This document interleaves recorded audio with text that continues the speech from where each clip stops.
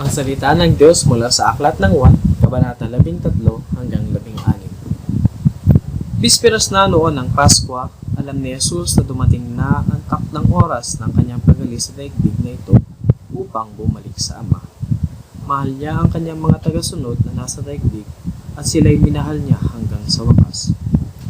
Pagsapit ng hapunan, inilagay na ng Diablo sa isip ni Judas na anak ni Simon Iscariote na ipagkanulo niya si Jesus. Alam ni Jesus na ibinigay na ng Ama sa kanya ang buong kapangyarihan at alam niyang siya'y mula sa Diyos at babalik sa Diyos. Kaya't siya'y tumayo mula sa hapag, nag-alis ng panlabas na balaban at nagbigkis ng tuwalya sa baywang. Pagkatapos, naglagay siya ng tubig sa planggana at sinimulang hugasan ang mga paa ng mga alagad at punasan ang tuwalyang nakabigkis sa kanyang baywang. Paglapit niya kay Simon Pedro, sinabi niya sa kanya, "Panginoon, hugasan niyo ba ang aking mga paa?" Sumagot si Jesus, "Hindi mo nauunawaan ngayon ang ginagawa ko, ngunit maunawaan mo rin pagkatapos." Huling nagsalita si Pedro, hindi ninyo huhugasan ang aking mga paa." Ngunit sinabi ni Jesus, "Kung hindi kita huhugasan, wala kang kaugnayan sa akin." Dahil dito ay sinabi ni Simon Pedro, "Kung gayon, hindi lamang ang mga paa ko, kundi pati na rin ang aking mga kamay at ulo." Sumagot si Jesus, "Ang nakapaligo na ay hindi na kailangan hugasan pa, sapagkat malinis na ang buo niyang katawan, at kayo'y malinis na. Subalit hindi lahat kayo, dahil alam na ni Jesus kung sino ang magkakanulo sa kanya, kaya sinabi niyang malinis na sila, subalit hindi lahat." Nang mahugasan na ni Jesus ang kanilang mga paa, muli niyang isinuot ang kanyang balabal at nagbalik sa kinaupuan niya. Sinabi niya sa kanila, "Nauunawaan niyo ba kung ano ang ginawa ko sa inyo? Tinatawag ninyo akong Guro at Panginoon, at tama kayo, sapagkat ganoon nga ako. Kung ako nga Panginoon at Guro ninyo ay naghugas ng inyong mga paa, dapat din ninyong hugasan ang mga paa ng isa't isa. Binigyan ko kayo ng halimbawa upang inyong tularan. Pakatandaan ninyo, ang alipin ay hindi nakakaigit sa kanyang Panginoon, ni ang sinugo kaysa sa nagsugo sa kanya. Ngayong alam na ninyo ito, pinagpala kayo kung ito'y gagawin ninyo. Hindi kayong lahat ang tinutukoy ko. Kilala ko ang aking mga pinili, ngunit dapat matupad ang sinasabi sa kasulatan. Ako'y pinagtaksilan ng taong pinapakain ko ng tinapay. Sinasabi ko ito sa inyo bago pa mangyari, upang kapag ito'y nangyari na, sasampalataya kayo na ako'y ako nga. Pakatandaan ninyo, ang tumatanggap sa sinugo ko ay tumatanggap sa akin. At ang tumatanggap naman sa akin ay tumatanggap sa nagsugo sa akin." Pagkasabi nito, si Jesus ay labis na nabagabag at nagpahayag sa kanila, "Tandaan ninyo, ipagkakanulo ako ng isa sa inyo." Nagtinginan ang mga alagad sapagkat hindi nila alam kung sino ang kanyang tinutukoy. Katabi noon ni Jesus ang alagad na minamahal niya, kaya't sinanyasan siya ni Simon Pedro at sinabihan, "Itanong mo nga kung sino ang tinutukoy niya." Humilig ang alagad na ito sa dibdib ni Jesus at nagtanong, "Panginoon, sino po ba iyon?" "Siya ang taong aabutan ko ng tinapay na aking isinausaw." Sagot ni Jesus, "Nagsausaw nga siya ng tinapay at ibinigay iyon kay Judas na anak ni Simon Iscariote." Nang matanggap ni Judas ang tinapay, pumasok sa kanya si Satanas. Sinabi ni Jesus kay Judas, "Gawin mo kaagad ang dapat mong gawin." Walang sino man sa mga kasalo ni Jesus ang nakaunawa kung bakit niya sinabi iyon. Dahil si Judas ay may hawak ng kanilang salapi, akala nila ay pinapabili siya ni Jesus ng kakailanganin nila sa pagdiriwang o kaya ay pinapabigyan niya ng limos ang mga dukha. Pagkatanggap ni Judas ng tinapay, kaagad siyang umalis. Gabi na noon. Pagkaalis ni Judas ay sinabi ni Jesus, "Ngayon lululuhatiin na ang anak ng tao at sa pamamagitan niya ay luluwalhatiin ang Diyos. At kapag niluwalhati na ang Diyos sa pamamagitan ng anak ng tao, ang Diyos naman ang luluwalhati sa anak. At ito'y gagawin niya agad. Mga anak, kaunting panahon na lamang ninyo akong makakasama. Hahanapin ninyo ako, ngunit sinasabi ko sa inyo ngayon, ang sinabi ko noon sa mga Hudyo, hindi kayo makakapunta sa pupuntahan ko. Isang bagong utos ang ibinibigay ko sa inyo ngayon, magmahalan kayo. Kung paano ko kayo minahal, gayon din naman magmahalan kayo. Kung kayo'y may pagmamahal sa isa't isa, makikilala ng lahat na kayo'y mga alagad ko. Saan po kayo pupunta, Panginoon? Tanong ni Simon Pedro. Sumagot si Jesus, sa pupuntahan ko'y hindi ka makakasunod ngayon, ngunit susunod ka pagkatapos. Sumagot si Pedro, bakit po hindi ako makakasunod sa inyo ngayon? Buhay ko may ialay ko para sa inyo. Sumagot si Jesus, ialay mo ang iyong buhay para sa akin. Tandaan mo, bago tumilaok ang manok, 3 beses mo akong ikakaila. Huwag mabagabag ang inyong kalooban. Sumampalataya kayo sa Diyos. Sumampalataya din kayo sa akin. Sa bahay ng aking ama ay maraming silid. Kung hindi ito totoo, sasabihin ko ba sa inyong papunta ako roon upang ipaghanda ko kayo ng inyong matitirahan. At kapag naipaghanda ko na kayo ng matitirahan, ako'y babalik at isasama ko kayo upang kayo'y makapiling ko kung saan ako naroroon. At alam na ninyo ang daan patungo sa pupuntahan ko. Sinabi sa kanya ni Tomas, Panginoon, hindi po namin alam kung saan kayo pupunta. Paano namin malalaman ang daan? Sumagot si Jesus, ako ang daan, ang katotohanan at ang buhay. Walang makakapunta sa Ama kundi sa pamamagitan ko. Kung ako'y kilala ninyo, kilala na rin ninyo ang aking Ama. Mula ngayon ay kilala na ninyo siya at inyo nang nakita.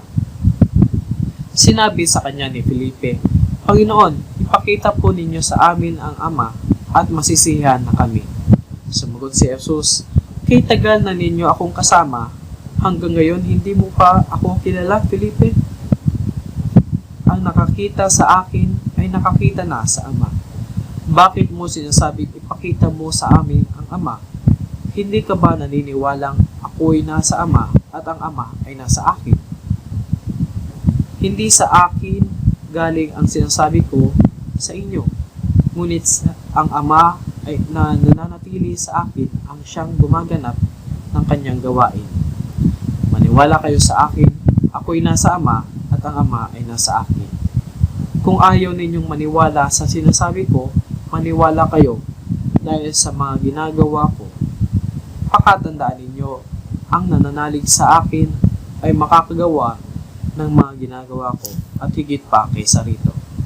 Sapagkat babalik na ako sa Ama, at anumang hihilingin ninyo sa pangalan ko ay gagawin ko upang luwalhatiin ang Ama sa pamamagitan ng Anak.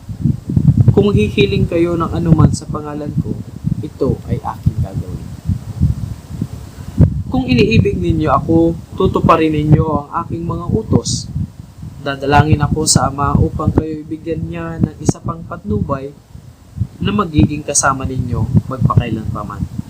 Siya ang Espiritu ng katotohanan na hindi matanggap ng sanlibutan sapagkat siya ay hindi nakikita ni nakikilala ng sanlibutan.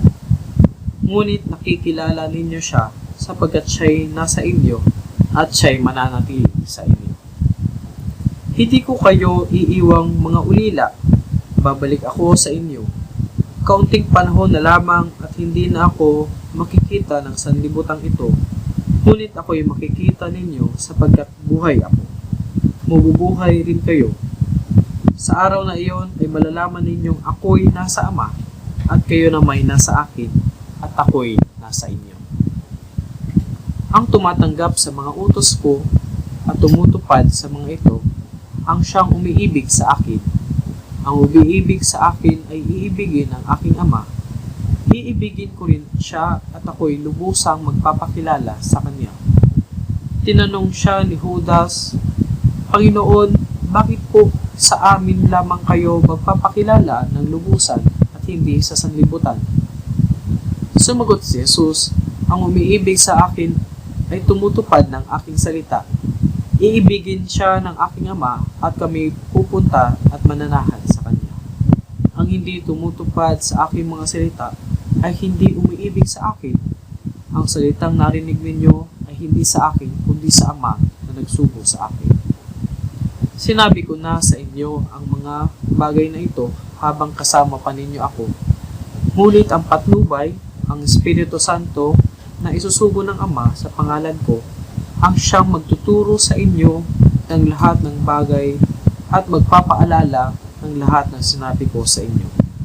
Kapayapaan ang iniiwan ko sa inyo, ang aking kapayapaan ang ibinibigay ko sa inyo. Hindi ito katulad ng kapayapaang ibinibigay ng mundo.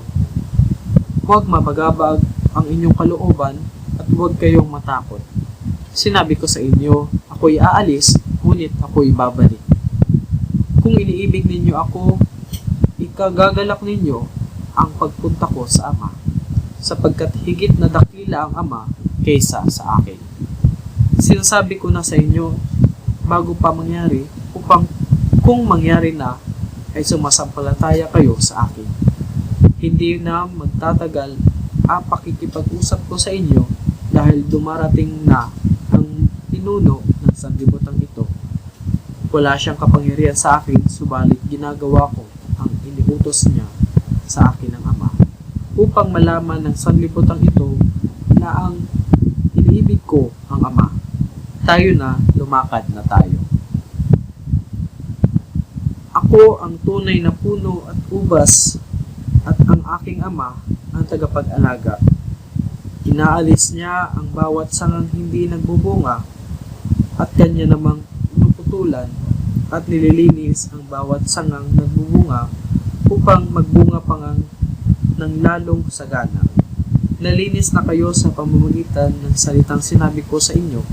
Mananatili kayo sa akin at mananatili din ako sa inyo. Hindi magbubunga ang sangang hindi nananatili sa puno. Gayon din naman, hindi kayo magbubunga kung hindi kayo mananatili sa akin. Ako ang puno ng ubas at kayo ang mga sanga. Ang nananatili sa akin at ako sa kanya. Ang siyang nagbubunga ng sagana sapagkat wala kayong magagawa kung kayo'y hiwalay sa akin. Ang hindi nananatili sa akin, gaya ng sanga, ay itinatapon at natutuyo. Ang ganoong mga sanga ay tinitipon, inihahagi sa apoy at nasusunog. Kung nananatili kayo sa akin at nananatili sa inyo ang aking mga salita, hingin ninyo ang anumang nais ninyo at matutupad iyon para sa inyo.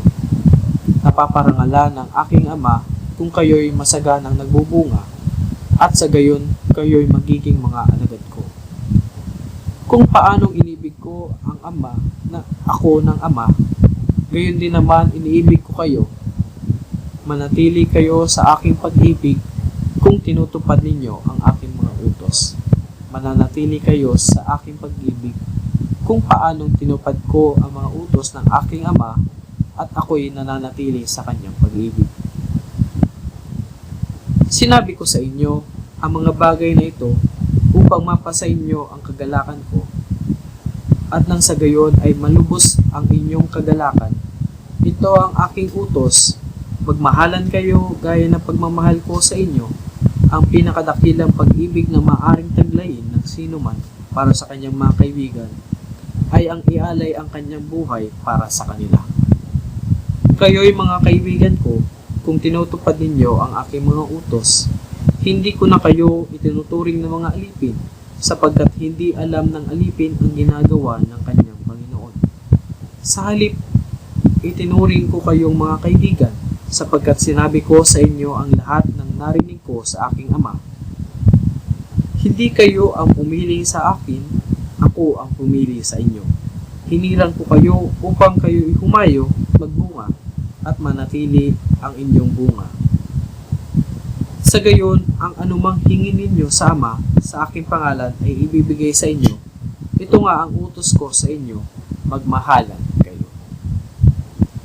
Kung napupuot sa inyo ang sanlibutan, alalahanin ninyong ako muna ang kinapupuotan nito bago kayo.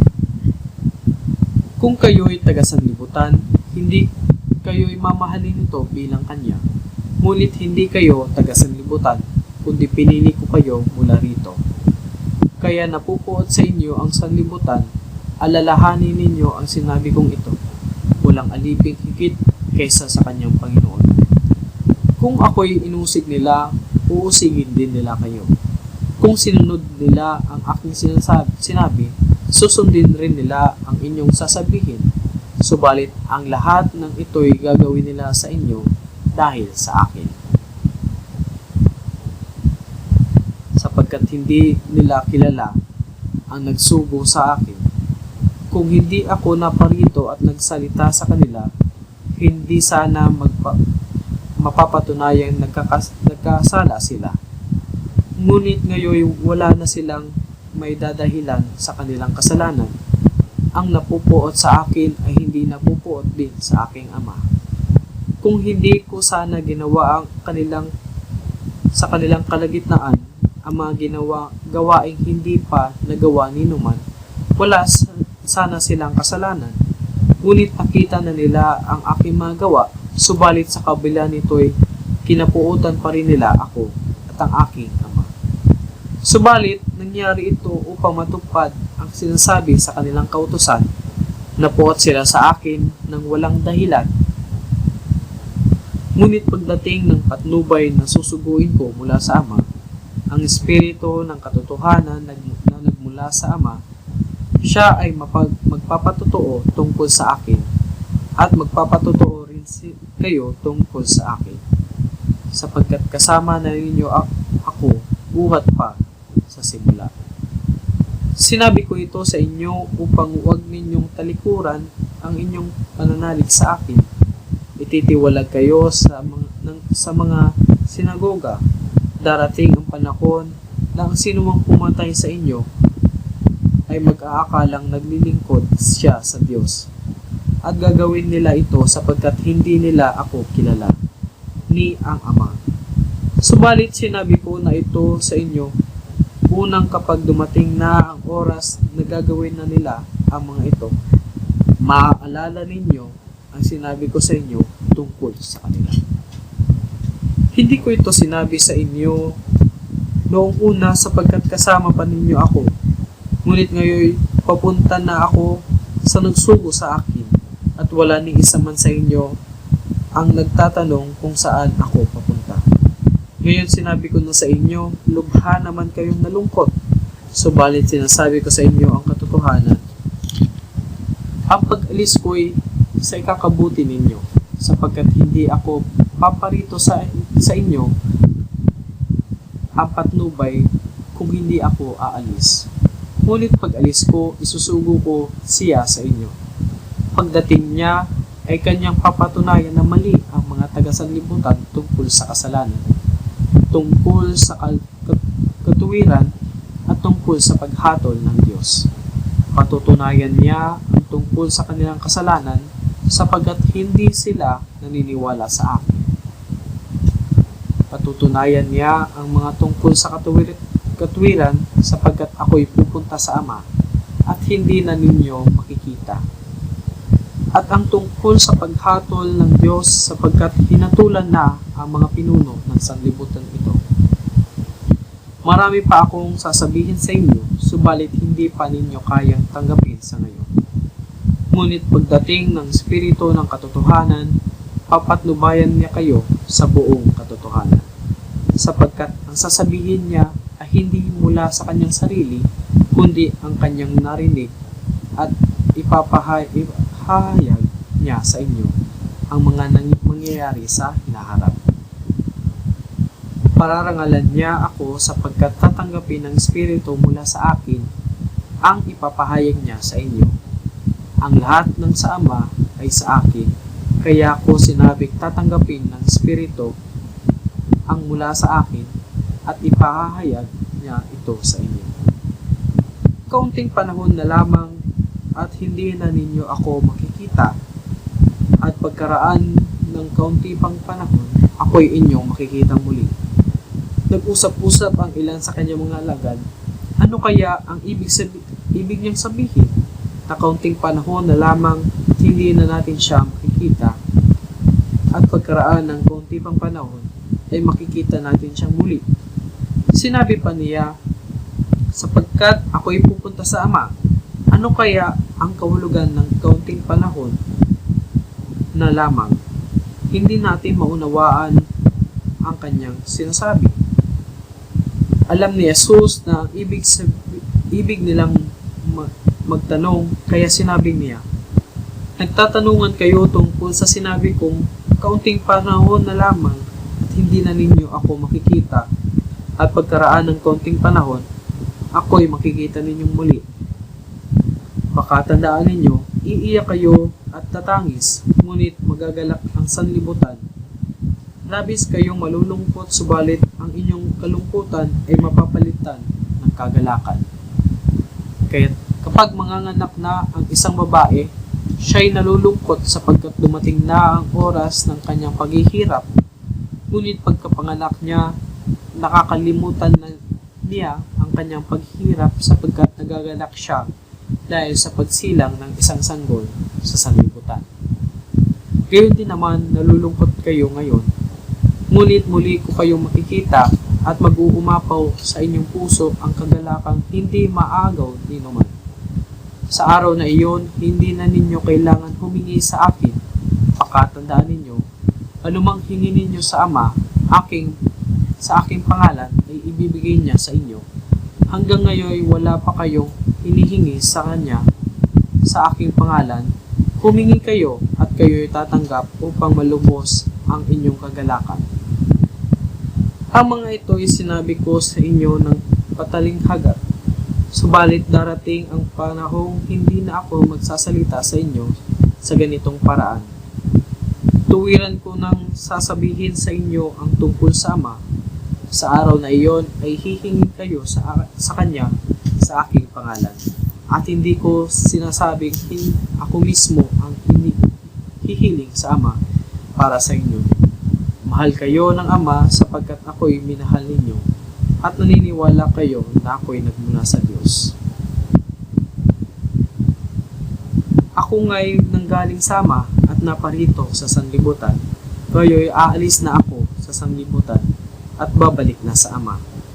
Sinabi sa kanyang mga alagad, ngayon po'y tuwiran na ang inyong pangungusap sa amin at hindi na patalinhaga. Ngayon, alam ninyo ang lahat ng bagay at hindi na kailangan tanungin pa kayo ni naman. Dahil dito, naniniwala po kami na kayo'y mula sa Diyos. Sumagot si Jesus, talaga bang naniniwala na kayo? Darating ang oras at ngayon na nga na magkakawatak-watak kayo, magkakanya-kanya kayo ng lakad at iiwan ninyo ako. Gayon may hindi ako nag-iisa sapagkat kasama ko ang Ama. Sinasabi ko ito sa inyo upang sa inyong pakikipag-isa sa akin ay magkakaroon kayo ng kapayapaan. Magdaranas kayo ng kapighatian sa sanlibutan ito, ngunit tibayan ninyo ang inyong loob na pagtagumpayan ko na ang sanlibutan. Ito ang salita ng Diyos sa araw na ito, hatid sa inyo ng Board of Christian Education and Discipleship at ng Philippine Bible Society.